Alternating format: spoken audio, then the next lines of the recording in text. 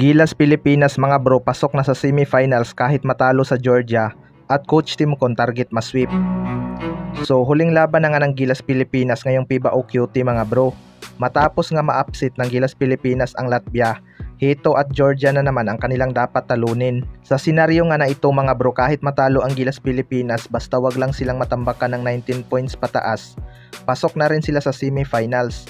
Yung Latvia kahit natalo ng isa, automatic pasok na nga sila dahil sila nga ang host country. Kaya malaking bagay talaga yung naging panalo natin kontra Latvia mga bro. Dahil nga sa big upset na yun, lumaki talaga ang tsansa nating manalo dito sa Georgia dahil tinambakan lang ito ng Latvia by 28 points. Pero may isang player nga doon na hindi naglaro kahit walang injury report. Kaya dapat talaga handa ang Gilas Pilipinas kung maglaro man ito o hindi. Kailangan pa rin nga ng Gilas ituloy ang kanilang magandang depensa at syempre yung kanilang offense din. Wala nga gaanong turnover itong Gilas Pilipinas kontra Latvia, kaya sana sa game na to ay ma-maintain nila ang least turnover. Magkaiba nga ng playing style itong Latvia at Georgia mga bro, kaya dapat handa nga ang Gilas dito sa kanilang possible bounce back. May dalawang NBA player din kasi itong Georgia at di hamak na halos magkapareho lang sila ng Gilas ng laro na more on inside play. Pero pinag-aralan na nga yan ni Coach Timcon mga bro.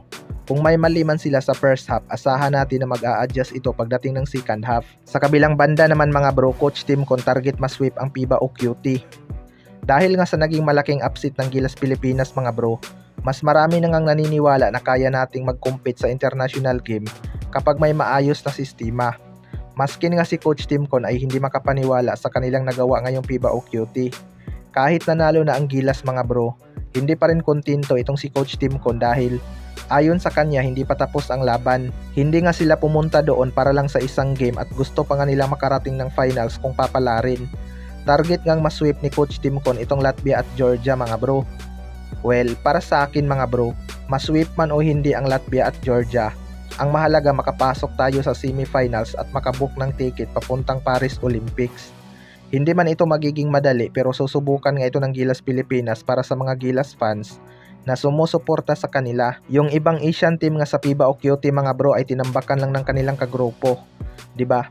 Kaya kung masweep man sana ang Georgia, parang naging tayo na ang powerhouse team sa ating grupo, knowing na dark horse team itong Latvia.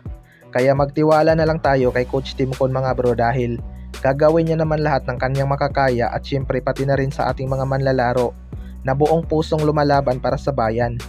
Wala ngang dugong Pinoy itong si Justin Brownlee pero grabe naman yung pinapakitang puso nito sa laro para tulungan ang ating national team na Gilas Pilipinas. Ito talaga ang isa sa mga dahilan sa paglakas ng Gilas. Kayo mga bro, ano masasabi nyo tungkol dito?